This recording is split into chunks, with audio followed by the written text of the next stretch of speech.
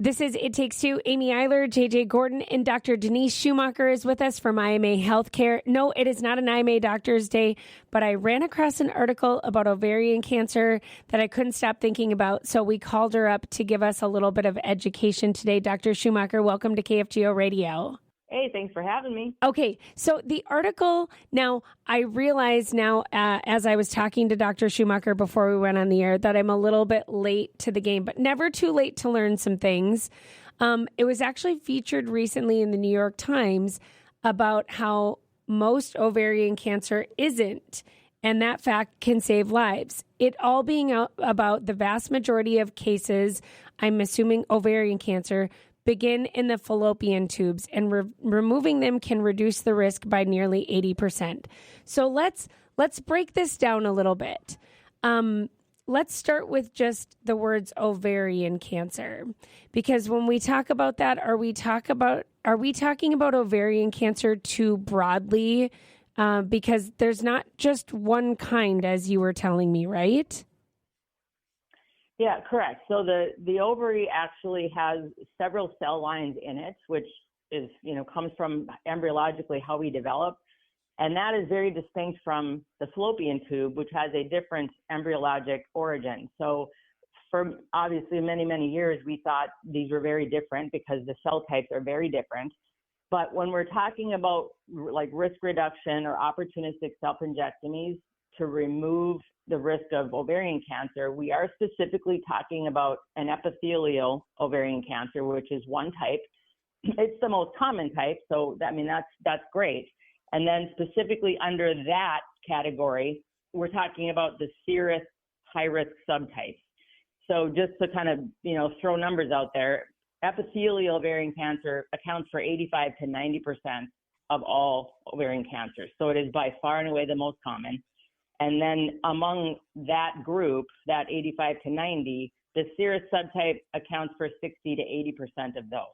So clearly, we're talking about the vast majority of ovarian cancers, but not all of them. And I do think, that is important for people to understand, just in the context of, knowing somebody who, maybe had a type that maybe the question was asked, well, if I had my tubes removed, would this potentially have not happened? And sometimes the answer might be no, depending on what the type that you had was.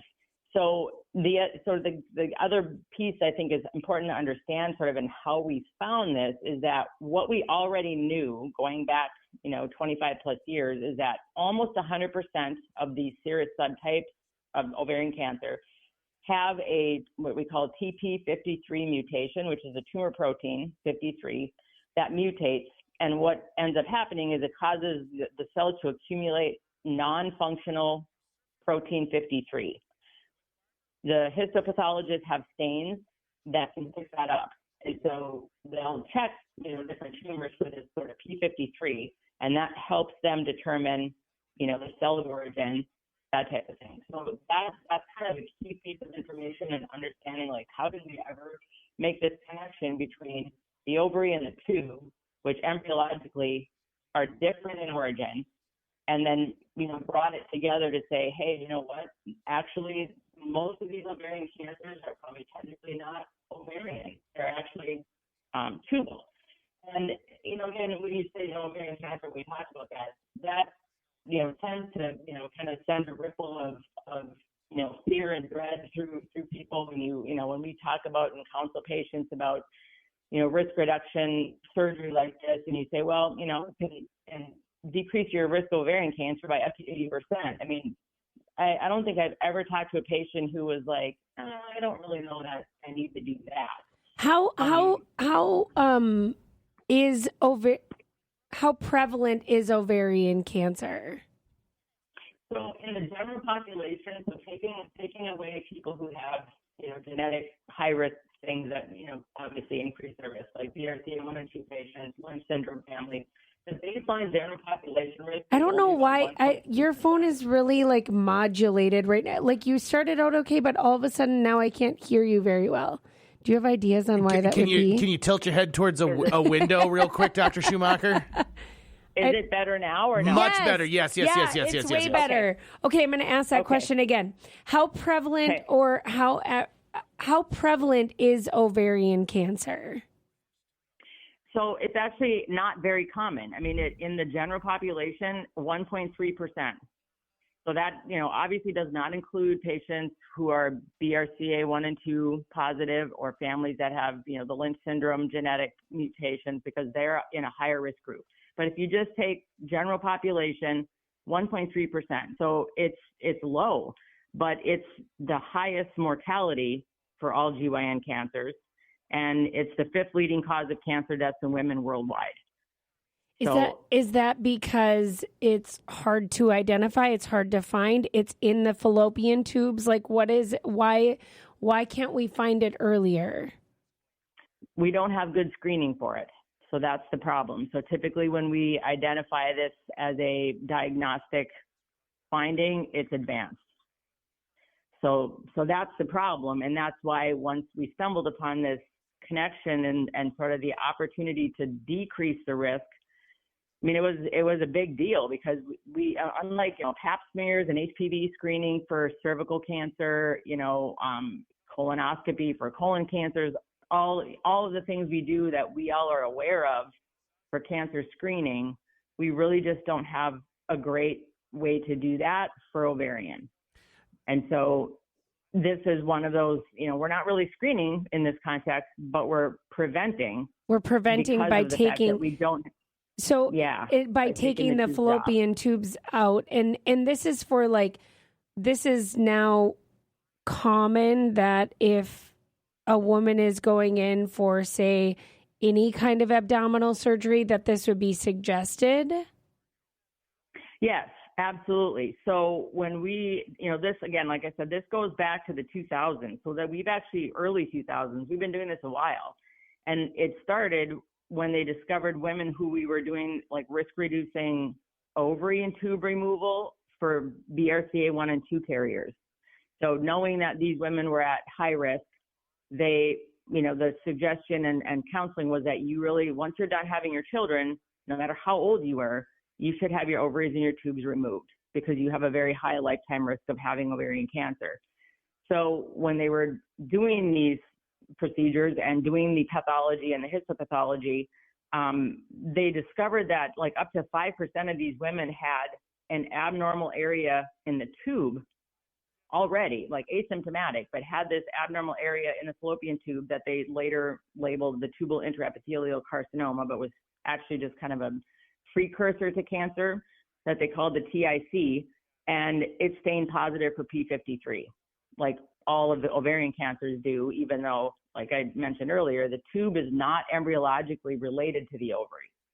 So that obviously led to, I'm sure in the histopathology world, a little bit of a, sort of excitement, conundrum question of okay, why are we picking this up in the tube when we know the ovary has this, but the tube doesn't? So then they kind of went from there to doing all this P53 staining on patients who were having surgery already had a diagnosis of either ovarian, fallopian tube, or primary peritoneal cancer, all of which kind of behave the same. And now they already knew they had cancer, so clearly, this is a known entity. But when they did that and they specifically looked at the tubes, 75% of them had this TIC area in the tube. How do we get a better screening or testing for ovarian cancer?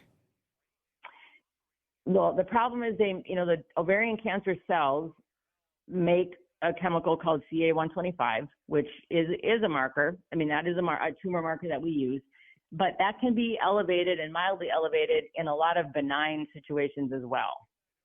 So it's great for following tumors. So once a patient has a cancer diagnosis and 25 is elevated, we use that to follow them post-surgically and post-treatment to assure that the disease hasn't recurred, because the numbers should go down, become normal, and then really should only go back up again if the cancer has recurred.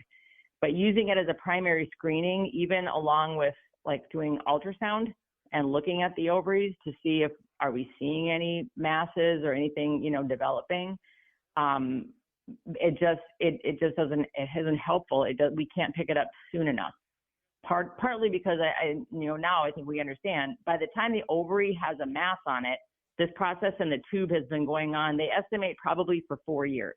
Oh my gosh. That it takes about 4 years time from that TIC part of the tube to truly ignite it and become a malignancy, in which case then we do see, the ovaries have a mass on them, et cetera. But by that time, it's already advanced disease. So that's been the struggle. There's been a lot of studies done and a lot of things looking at different, chemical markers. Are there other things that we, can test for, that we can test for earlier, that would pick it up earlier? And so far, that has not become something we have at our disposal. We just don't have that in our armamentarium for screening. So again, part of why this became, such a big deal when they found this precursor lesion that, stain positive, certainly behaves like and, acts like ovarian cancer. And once that happened, it kind of became a more established thing in the gynecology world. So I'm speaking for us and sort of the surgeries that we do, that if you're going to do a surgery on someone that, where you're going to be entering into their abdomen or pelvis, that you discuss this, what we presume to be the case, that if we remove tubes before anything has ever happened, that down the road, that should be reducing cancer risks, right? If we've established that there is truly this connection, that over time, we should definitely see a risk reduction. We're certainly not going to see it, in the first 2 or 3 or 4 years we're doing it, but given time, it should happen. So, they've gone back and looked. We changed our practice patterns from 2010 to 2015, taking out tubes as an opportunistic, just risk-reducing procedure went up from 5 to 60%. Wow. So it very quickly caught on in the gynecology world that, we're removing an organ that after you're done having children has no biologic effect. And you can remove the tubes without removing the ovaries. You can. And that kind of was I remember when this kind of became, more of a thing, because I was obviously out in practice, out of training quite a while when this all started. And it typically before we had just left the tube and ovary as a unit, because they kind of are connected, the way that your anatomy is. They want to be very close in proximity to each other.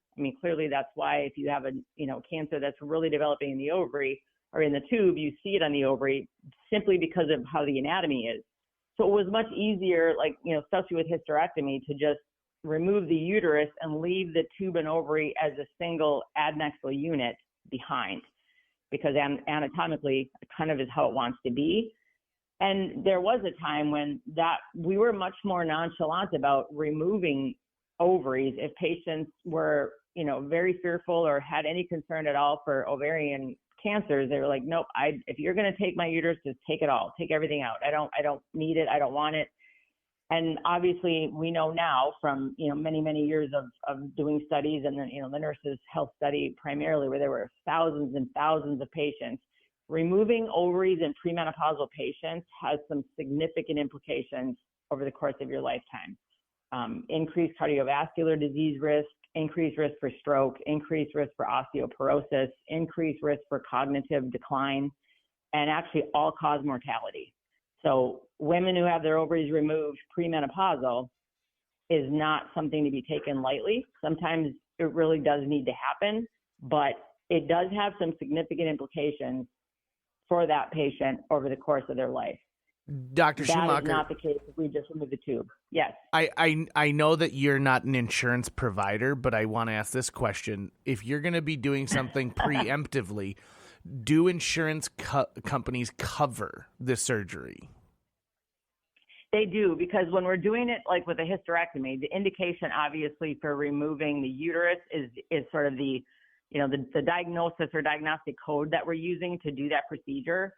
And removing the tubes, or even when we, more commonly remove the ovaries and tubes together, was kind of a sidebar. The primary surgery was hysterectomy. So that was really never an issue.